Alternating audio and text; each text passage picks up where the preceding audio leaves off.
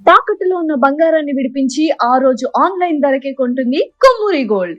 అందరికీ నమస్కారం అండి. సుమన్ టీకు స్వాగతం. నేను గీతాంజలి. ఇవాళ మనతో పాటు ఉన్న అతిథి శ్రీనాథ్ స్వామి. వారు ప్రముఖ జ్యోతిష్యులు, ఆధ్యాత్మికవేత్త. వారితో మాట్లాడి మనకున్నటువంటి ధర్మ సందేహాలను నివృత్తి చేసుకుందాం. గురుగారు నమస్కారం అండి. నమస్కారం అమ్మా. గురుగారు, మరొక ధర్మ సందేహం అండి. పూజ గది అంటే దాదాపుగా ఎలా ఉంటుందంటే ఈ చిన్న చిన్న సందేహాలే పెద్దగా మారిపోయి భయానికి గురి చేస్తూ ఉంటాయి. అందులో ఒకటి పూజ గది శుభ్రం చేసుకునే విషయం. అంటే పఠాలన్నీ శుభ్రం చేసుకుంటాం. కొన్ని పండుగలు విశేషంగా మనకి అమావాస్య అవ్వగానే ఇంకా ప్రారంభం అవుతాయి. అమావాస్య వచ్చిందని ఒక భయం. ఏ పండగ అయినా బుధవారం వస్తే మంగళవారం అసలు ఫోటోలు తీయాలా వద్దా అని భయం. శుభ్రం చేసుకుంటే ఏమైనా అవుతుందేమో. ఒకవేళ పొరపాటున శనివారం పండగ వస్తే శుక్రవారం అసలు మనం ముందు రోజు అంతా శుభ్రం చేయకూడదు కదా, అసలు ఆ రోజు కదిలించడం ఏంటి అని ఒక భయం. ఇలా అసలు దేవుడు గదిని ఎప్పుడు శుభ్రం చేసుకునే విషయంలో చూసుకుంటే ఏ రోజు మంచిది, ఎప్పుడెప్పుడు చేస్తే దీనికి సమయాలు కూడా ఉంటాయా, వీటి గురించి తెలియచేయండి. అలాగే ఇంకా సందేహాలు ఉన్నాయి, అవి కూడా అడుగుతాను. మంచిది. అయితే మనకు దేవుడి పటాలు అనేటివి మనము నిత్యము చేసుకున్నటువంటి పూజా విధానంలో కొంతమంది రోజు తుడిచి బొట్లు పెడతారు, కొంతమంది పెట్టడం కుదరదు. అయితే మనకు దాంట్లో ముఖ్యంగా ఏ రోజు చేసుకోవాలనేది చాలా ఆలోచిస్తూ ఉంటారు.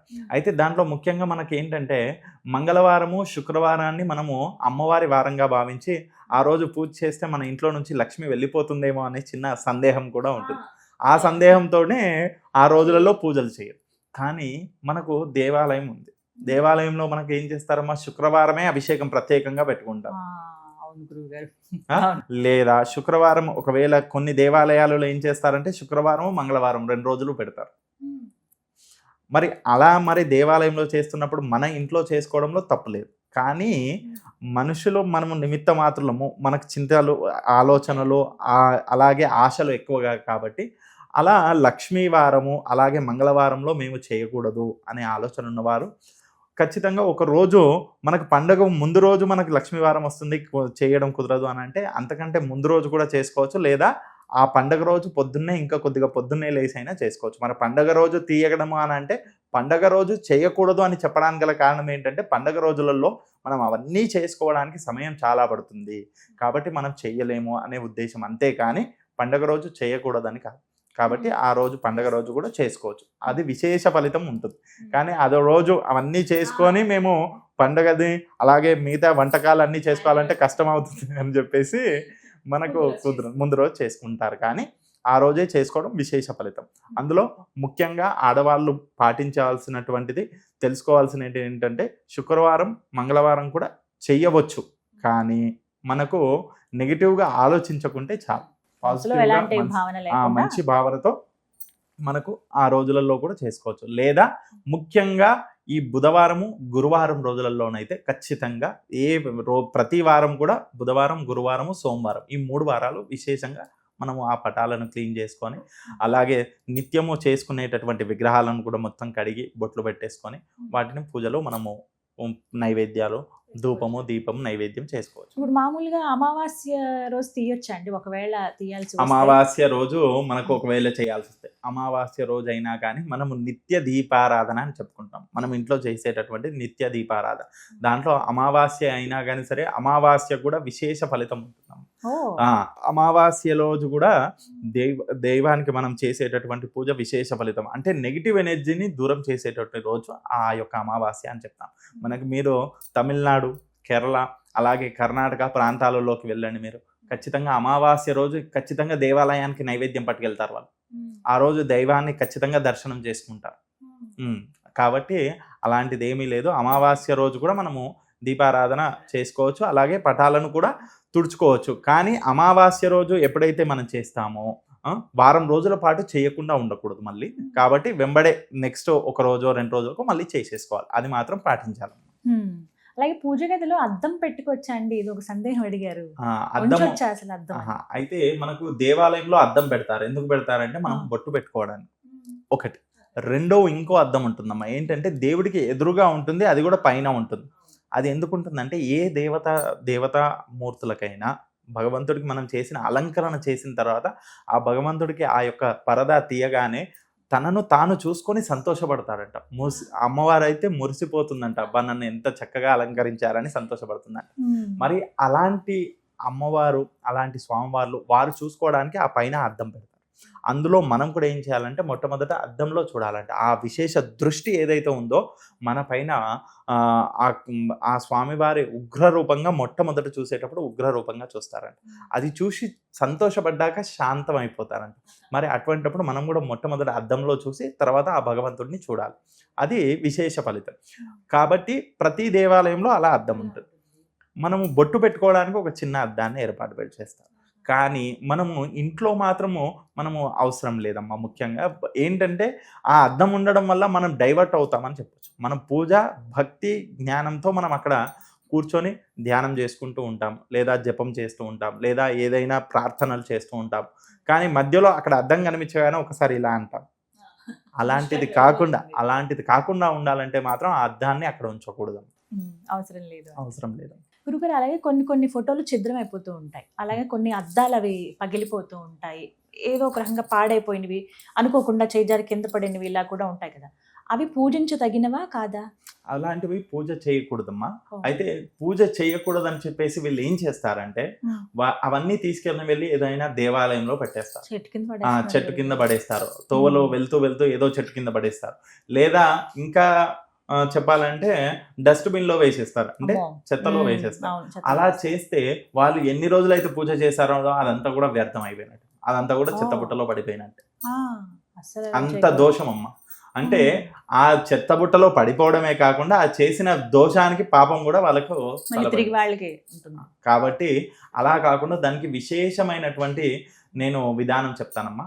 అది ఏంటంటే ఒక పటాన్ని మనం ఏదైతే తీసుకుంటామో ఆ దేవుడి పటానికి మనకు ముఖ్యంగా ఉంటుంది ఏంటంటమ్మా ఒక ఫ్రేమ్, దానికి గ్లాస్, మధ్యలో పేపర్, అంతే కదమ్మా. ప్రతి దానికి అలాగే ఉంటాయి. మరి అలాంటి వాటికి మనం ఏం చేయాలంటే ఆ గ్లాస్ లో నుంచి బ్యాక్ సైడ్ నుంచి తీసేస్తే ఫ్రేమ్ విడిగా వచ్చేస్తుంది. ఆ పేపర్ తీసేసుకొని మనం ఇంట్లో ఎక్కడైనా పెట్టుకోవచ్చు. ఇంట్లో ఏదైనా బుక్స్ లో పెట్టుకోవచ్చు. మన దగ్గర భగవద్గీత ఉంటుంది, ఆ భగవద్గీత బుక్ లో పెట్టుకోవచ్చు. ఆ పేపర్ ఫ్రేమ్ ని పడేసేయండి, ఆ చెత్త బుట్టలో పడేసినా మనకి ఏమి ఇబ్బంది లేదు. అంతగా చేయించుకోవాలి, అది మనకి సెంటిమెంట్ అంటే మళ్ళీ ఫ్రేమ్ చేయించుకోవచ్చు. ఇంకో విషయం ఏంటంటే ఆ పేపర్ ని కూడా మనము నదిలో వేసేయచ్చు. మరి పాతగా అయిపోతే నదిలో వేసేస్తుంది. పేపర్ అనేది ఏంటంటే నీళ్ళల్లో పడింది అనుకో మెత్తగా అయిపోయి కరిగిపోతుంది, ఏమి ఇబ్బంది లేదు. కానీ అదే ఈ ఫ్రేమ్స్ వేసేసారనుకోండి ఆ అద్దాలు ఎవరికైనా పుచ్చుకుంటాయి, ఆ ఫ్రేమ్స్ ఎవరికైనా తగులుతాయి, అన్ని ఇతర జీవులకు కూడా ఇబ్బంది, వాటన్నిటికీ కష్టమే. కాబట్టి అలా కాకుండా ఇలా చేసుకోవడం విశేష ఫలితం. ఏ దేవాలయంలో కూడా పెట్టొద్దమ్మా, అది చాలా దోషం. దేవాలయంలో పెడితే మాత్రము 1కి 100 రెట్లు దోషం అమ్మా. ఎందుకంటే అది తీసేవాడు ఇప్పుడు పురోహితుడు తీయాలి, అక్కడ ఉన్న అర్చకుడు తీసేయాలి. ఎందుకంటే పని వాళ్ళు కూడా తీయమంటే స్వామి మేము ఇలా తీస్తాం స్వామి అంటారు, అర్చకుడు తీయాలి. ఆ దోషం మళ్ళీ అలా ఫాలో ఆన్ అవుతామమ్మా. అలా కాకుండా ఉండాలంటే మాత్రం ఖచ్చితంగా ఈ విధంగా ఫ్రేమ్ ని విడిగా చేసి ఆ పేపర్ ని తీసి పెట్టుకుంటే సరిపోతుంది. గురుగారు, అలాగే దేవుడి గదిలో ఖచ్చితంగా ఉండవలసినటువంటి చిత్రపటాలు, ఎందుకంటే ఎక్కడన్నా క్షేత్రానికి వెళ్ళామనుకోండి గుర్తుగా ఒకటి తీసుకొచ్చి చక్కగా దేవుడి మందిరంలో పెట్టేస్తాం. అలా ఇంకొక క్షేత్రానికి వెళ్తే ఎవరో గిఫ్ట్ ఇచ్చారని, మనకి బాగా ఇష్టమని, ఇలా బోల్డ్ అని అయిపోతూ ఉంటాయి. ఇక వాటన్నిటి శుభ్రం చేసుకునేప్పుడు పగలు కూర్చుంటే మధ్యాహ్నం అయిపోతుంది. ఎప్పటికప్పుడు అనిపిస్తూ ఉంటుంది ఇన్ని ఫోటోలు పెట్టాం కరెక్టా కాదా అని, లేదు ఒక 2-3 పెట్టుకుంటే సరిపోతుందా. ఇలా సందేహాల్లో భాగంగా మిమ్మల్ని అడగాలనుకున్నది ఏంటంటే అసలు దేవుడి గదిలో ఉండాల్సిన చిత్రపటాలు ఏవి? మంచి విశేషం అమ్మ. ఇది చాలా మందికి తెలియని విషయం. ఏంటంటే చిత్రపటాలు ఇంట్లో ఎన్నంటే అన్ని పెట్టుకోవడం కంటే నాకు తెలిసినది నేను చెప్పాల్సిందమ్మా. చాలా మంది చాలా విశేషంగా చెప్తా ఉంటారు, కానీ నాకు తెలిసింది నాకు అనిపించింది చెప్తున్నానమ్మా. అందులో మనకు మొట్టమొదట 3 ఉంటే చాలమ్మా. 3 చిత్రపటాలు ఇంట్లో ఉన్నాయంటే చాలు, అంతకు మించి ఇంకొకటి అవసరం లేదు. మొట్టమొదట శివుడు, శివ పార్వతులది ఉన్నా పర్వాలేదు, శివుడిది ఉన్నా పర్వాలేదు, శివ పరివారం మొత్తం ఉన్నా పర్వాలేదు. అందులో చూడండి అమ్మా, శివ పరివారంలో వచ్చేసిందంటే మనకు గణపతి, సుబ్రహ్మణ్యేశ్వరుడు, పార్వతీమాత, అలాగే మనకు శివ పరివారానికి సంబంధించిన వారందరూ, దక్షిణామూర్తి వచ్చేస్తారు. అందులో గురువారం మనం అనుకుంటాం దక్షిణామూర్తి, ఆంజనేయ స్వామి వచ్చేసారు, చిరంజీవి, అలా ఇవి అందరూ కూడా ఆయనకు సంబంధించిన వారందరూ వచ్చేసారు. తర్వాత రెండవదమ్మా వెంకటేశ్వర స్వామి, అలాగే లక్ష్మీమాత, లేదా వెంకటేశ్వర స్వామిని నారాయణుగా, సత్యనారాయణుగా ఆయన ఒక్క ఫోటో ఉన్నది అంటే మిగతా వీరందరూ ఉన్నట్టమ్మా. దశావతారాలు అన్ని ఉన్నట్టే. అలాగే నారాయణుని పరంపరకు సంబంధించిన వాళ్ళు, ఇప్పుడు ఎగ్జాంపుల్ గా మనకు ఇంద్రాది దేవతలు, అలాగే అగ్నాది దేవతలు, వీరందరూ కూడా అందులోనే వచ్చేసారు. అంతే కదమ్మా, ఆయన ఒక్క దాంట్లో వీరందరూ కూడా ఉన్నట్టు. తర్వాత 3వదమ్మా దుర్గామాత. ఓ దుర్గాదేవి దుర్గామాత. ఉండాలండి ఇంట్లో. దుర్గామాత ఇప్పుడు మనకు పార్వతీ స్వరూపంగానే సరిపోయి. ఉన్నది అక్కడ, ఆ రెండు ఉంటే చాలు అనుకుందాం. అలా అయినా లక్ష్మీ పార్వతి ఇద్దరు ఉన్నారు, మనకు సరిపోతుంది అంతే. కానీ విశేషంగా మేము ఇంకో పటం పెట్టుకోవాలంటే దుర్గామాత. ఆ అమ్మవారి పటం పెట్టుకున్నారంటే చూడండి, మీకు గ్రామ దేవతలందరూ వచ్చేస్తారు, అలాగే చక్కగా. లక్ష్మీ సరస్వతి పార్వతి ముగ్గురు వచ్చేస్తారు. ఇంకా ఇంకా ఇష్టదైవముగా భావించేటటువంటి అమ్మవార్లందరూ వచ్చేస్తారు.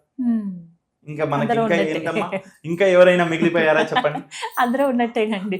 అందుకనే ఆ 3 పటాలు ఉంటే చాలు అని నేను చెప్తానమ్మా. అందులో 3 కూడా కష్టం అనుకుంటే ఈ 2 అయితే ఖచ్చితంగా అమ్మా, లక్ష్మీ నారాయణులది అలాగే శివ పార్వతులది, ఇవి 2 ఉంటే చాలమ్మా. అందరూ ఉన్నట్టే అవి 2 పటాలు పెట్టుకొని పూజించుకొని చాలు. తర్వాత అందులో మనము ఎక్కడికైనా వెళ్ళాము, తీసుకొచ్చుకున్నాం పటము అని అనేది ఏదైతే ఉందమ్మా, ప్రతి చోట వెళ్ళిన చోటల్లో ఒక పటం తెచ్చుకోవాలనేది ఎక్కడా లేదమ్మా. పూర్వం ఉండేదమ్మా. పూర్వం మనకి ఏంటంటే ఒక క్షేత్రానికి, ఇప్పుడు కాశీ వెళ్ళాం అనుకోండి, మళ్ళీ ఎప్పుడు వెళ్తామో తెలియదు, వెళ్తామో లేదో కూడా తెలియదు. అవును. కాబట్టి అప్పట్లో తెచ్చుకున్నారంటే ఒక పర్వాలేదు. కానీ ఇప్పుడు ఏంటమ్మా, మనకు అన్ని అందుబాటులో ఉన్నాయి. ఇప్పుడు మొబైల్లో తీస్తే అన్ని ఫోటోలు వస్తున్నాయి. మరి అటువంటిప్పుడు ఫొటోస్ తెచ్చుకొని ఇంట్లో మనము, అంటే పూజలో కూర్చున్నప్పుడు మనకు ఏకాగ్రత అనేది ఉండాలి. ఆ ఏకాగ్రత అనేది మనము ఎవరిని ధ్యానం చేస్తున్నామో వారి మీద ఏకీకృతమై ఉండాలంటే మాత్రం ఎక్కువగా కాకుండా తక్కువగా పెట్టుకోవాలి. కొంతమందికి వంశపారంపర్యంగా ఇప్పుడు అత్తగారి నుంచి చిన్న చిన్న విగ్రహాలు ఇలా కూడా అందిస్తారు కదండి, అవును, మరి అవి కూడా అవి కూడా ఉంచుకోవచ్చు, పెట్టుకోవాలి. పెట్టుకోవాలి. అయితే అవి ఏంటంటే మనకు బొటన వేలు కంటే పెద్దగా ఉండేటటువంటివి ఉండకూడదు. ఆ బొటన వేలు కంటే చిన్నగా ఉన్నాయి, మనం ఎన్ని విగ్రహాలైనా పెట్టుకోవచ్చు. కానీ అందులో కూడా గణపతి ఉన్నాయి, 2-3 గణపతులు ఉండకూడదు, ఒకటే గణపతిని పెట్టుకోవాలి. అందులో కొంతమంది ఏం చేస్తారంటే, చాలా మందికి తెలియక ముఖ్యంగా వేరే దేవతలు 2-3 ఉన్నా వేరే విషయం, కానీ గణపతిని మాత్రము 2-3గా ఉండేటటువంటివి పెట్టుకోకూడదమ్మా. ఇంట్లో ఒకటే గణపతి ఉండాలి. అది దేవుడి రూమ్ లోనైతే ఒకటే. మనం బయట ఎక్కడన్నా హాల్లో ఎక్కడన్నా డిజైన్ గా పెట్టుకుంటామంటే అది వేరే విషయం, కానీ ఇక్కడ మాత్రం దేవుని రూమ్ లో ఒకటే గణపతి ఉండాలి, విగ్రహ రూపంలో అయితే ఒకటే ఉండాలమ్మా. ఎందుకంటే ఆయనకు ప్రతి రోజు, ప్రతి క్షణము, ప్రతి సెకండ్ కూడా ఆయనకు పూజలు జరుగుతూ ఉంటాయి. ప్రతి చోటకి ఆయన వెళ్తూ ఉండాలి. మరి ఆయనను 2-3 పెట్టేసి ఇక్కడే పెట్టేసుకుంటే ఎలా? మనం బంధం చేయకూడదు. ఆయన ప్రతి చోటకి వెళ్ళాలి. కాబట్టి పూజా మందిరంలో ఇలా మాత్రం అలా పెట్టుకోవాలి. చక్కగా వివరించారు గురుగారు, ధన్యవాదాలండి. సంతోషం.